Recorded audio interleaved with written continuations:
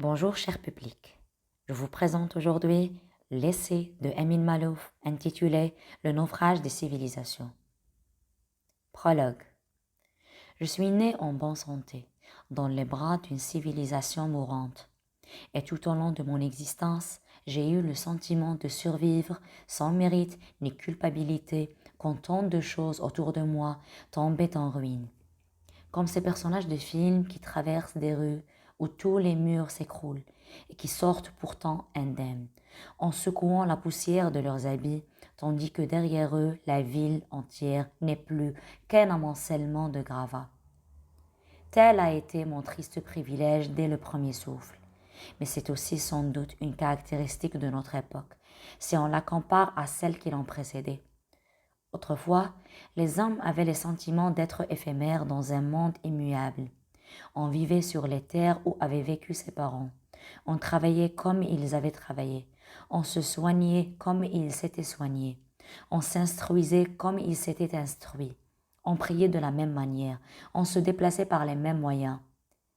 Mes 4 grands-parents et tous leurs ancêtres depuis 12 générations sont nés sous la même dynastie ottomane. Comment aurait-il pu ne pas la croire éternelle? De mémoire de Rose, on n'a jamais vu mourir un jardinier. Soupiraient les philosophes français des Lumières en songeant à l'ordre social et à la monarchie de leur propre pays. Aujourd'hui, les roses pensantes que nous sommes vivent de plus en plus longtemps et les jardiniers meurent. En l'espace d'une vie, on a le temps de voir disparaître des pays, des empires, des peuples, des langues, des civilisations. L'humanité se métamorphose sous nos yeux. Jamais son aventure n'a été aussi prometteuse, ni aussi hasardeuse. Pour l'historien, le spectacle du monde est fascinant. Encore faut-il pouvoir s'accommoder de la détresse des siens et de ses propres inquiétudes. C'est dans l'univers levantin que je suis né, mais il est tellement oublié de nos jours que la plupart de mes contemporains ne doivent plus savoir à quoi je fais allusion. Il est vrai qu'il n'y a jamais eu de nation portant ce nom. Lorsque certains livres parlent du Levant, son histoire reste imprécise et sa géographie mouvante, tout juste un archipel de cités marchandes, souvent côtières mais pas toujours, allant d'Alexandrie à Beyrouth, Tripoli, Alep ou Smyrne, et de Bagdad à Mossoul, Constantinople, Salonique, jusqu'à Odessa ou Sarajevo. Tel que je l'emploie, ce vocable suranné désigne l'ensemble des lieux où les vieilles cultures de l'Orient méditerranéen ont fréquenté celles, plus jeunes, de l'Occident. De leur intimité a failli naître pour tous les hommes un avenir différent. Je reviendrai plus longuement sur ce rendez-vous manqué.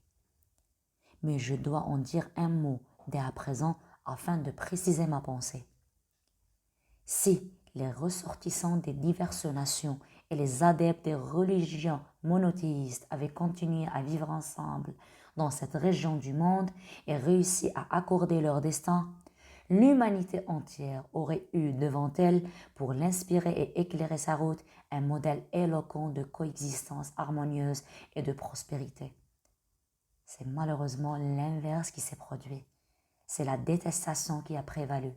C'est l'incapacité de vivre ensemble qui est devenue la règle. Les lumières du levant se sont éteintes, puis les ténèbres se sont propagées à travers la planète. Et de mon point de vue, ce n'est pas simplement une coïncidence. L'idéal levantin, tel que les miens l'ont vécu et tel que j'ai toujours voulu le vivre, exige de chacun qu'il assume l'ensemble de ses appartenances et un peu aussi celles des autres. Comme tout idéal, on y aspire sans jamais l'atteindre complètement, mais l'aspiration elle-même est salutaire. Elle indique la voie à suivre, la voie de la raison, la voie de l'avenir. J'irais même jusqu'à dire que c'est cette aspiration qui marque pour une société humaine le passage de la barbarie à la civilisation. Tout au long de mon enfance, j'ai observé la joie et la fierté de mes parents lorsqu'ils mentionnaient des amis proches appartenant à d'autres religions ou à d'autres pays. C'était juste une intonation dans leur voix, à peine perceptible. mais un message se transmettait, un mode d'emploi, dirais-je aujourd'hui. En ce temps-là, la chose me semblait ordinaire. Je n'y pensais guère. J'étais persuadée que cela se passait ainsi sous tous les cieux. C'est bien plus tard que j'ai compris à quel point cette proximité entre les diverses communautés qui régnaient dans l'univers de mon enfance était rare et combien elle était fragile. Très tôt dans ma vie, j'allais la voir se ternir, se dégrader, puis s'évanouir, ne laissant derrière elle que des nostalgies et des ombres. Ai-je eu raison de dire que les ténèbres se sont répandues sur le monde quand les lumières du levant se sont éteintes? N'est-il pas incongru de parler de ténèbres alors que nous connaissons, mes contemporains et moi, l'avancée technologique la plus spectaculaire de tous les temps? Alors que nous avons au bout des doigts, comme jamais auparavant, tout le savoir des hommes, alors que nos semblables vivent de plus en plus longtemps et en meilleure santé que par le passé, alors que tant de pays de l'ancien tiers-monde, à commencer par la Chine et l'Inde, sortent enfin du sous-développement. Mais c'est là, justement, le désolant paradoxe de ce siècle.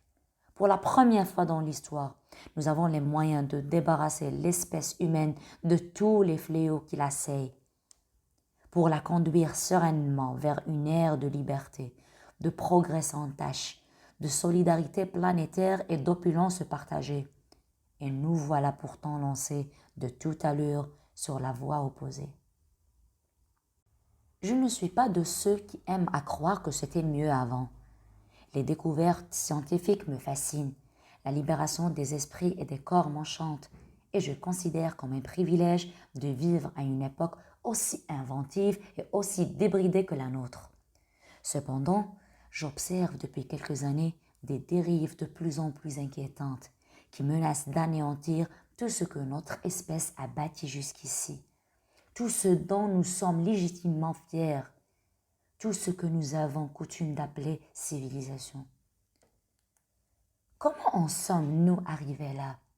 C'est la question que je me pose chaque fois que je me trouve confrontée aux sinistres convulsions de ce siècle. Qu'est-ce qui est allé de travers? Quels sont les tournants qu'il n'aurait pas fallu prendre? Aurait-on pu les éviter? Et aujourd'hui, est-il encore possible de redresser la barre? Si je recours à un vocabulaire maritime, c'est parce que l'image qui m'obsède depuis quelques années est celle d'un naufrage.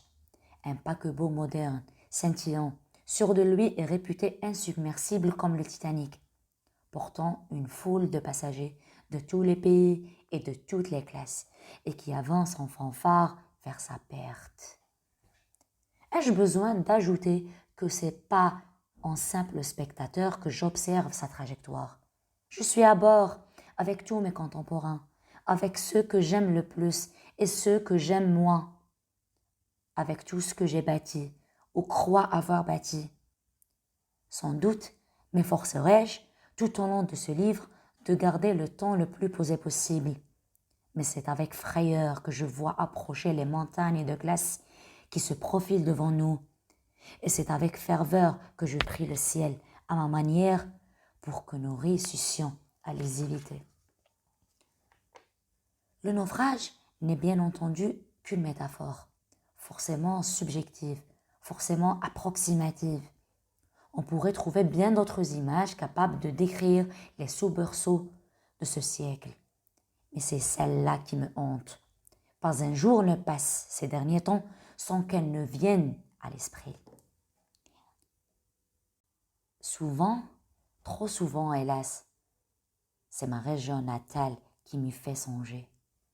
Tous ces lieux dont j'aime à prononcer les noms antiques, la Syrie, Ninive, Babylone, la Mésopotamie, Émèse, Palmyre, la Tripolitaine, la Cyrénaïque ou le royaume de Saba, jadis appelé l'Arabie heureuse.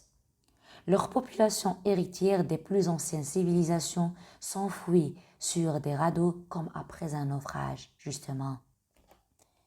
Quelquefois, c'est le réchauffement climatique qui est en cause, les gigantesques glaciers qui ne cessent de fondre, l'océan Arctique qui pendant les mois d'été redevient navigable pour la première fois depuis des millénaires, les énormes blocs qui se détachent de l'Antarctique, les nations insulaires du Pacifique qui s'inquiètent de se retrouver bientôt submergées. Vont-elles réellement connaître, dans les décennies à venir, des naufrages apocalyptiques?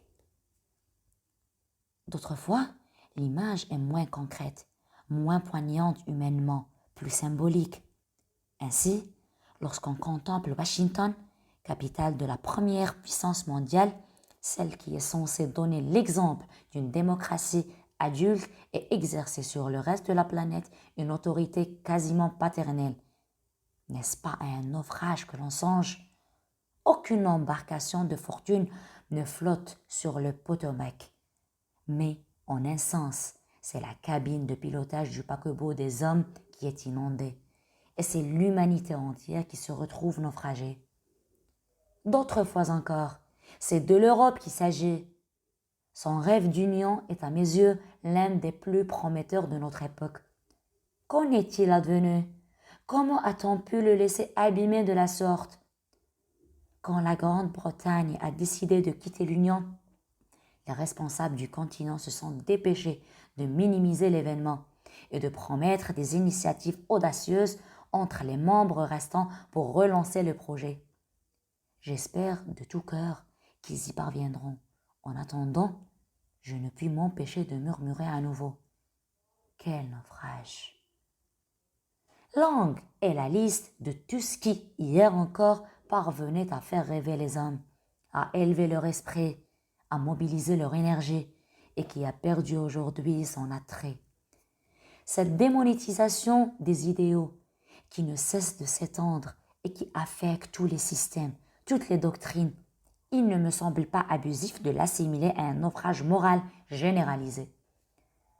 Tandis que l'utopie communiste sombre dans les abysses, le triomphe du capitalisme s'accompagne d'un déchaînement obscène des inégalités. Ce qui a peut-être économiquement sa raison d'être, mais sur le plan humain, sur le plan éthique et sans doute aussi sur le plan politique, c'est indéniablement un naufrage. Ces quelques exemples sont-ils parlants? Pas suffisamment, à mon sens. Ils expliquent sans doute le titre que j'ai choisi, mais ils ne permettent pas encore de saisir l'essentiel, à savoir qu'un engrenage est à l'œuvre, que personne n'a volontairement enclenché, mais vers lequel nous sommes tous entraînés de force et qui menace d'anéantir nos civilisations. En évoquant les turbulences qui ont conduit le monde au seuil de ce désastre, je serai souvent amené à dire « je »,« moi » et « nous ». J'ai préféré ne pas avoir à parler à la première personne, surtout dans les pages d'un livre qui se préoccupe de l'aventure humaine. Mais comment aurais-je pu faire autrement quand j'ai été, dans le commencement de ma vie, un témoin proche des bouleversements dont je m'apprête à parler? Quand mon univers levantin a été le premier à sombrer, quand ma nation arabe a été celle dont la détresse suicidaire a entraîné la planète entière dans l'engrenage destructeur.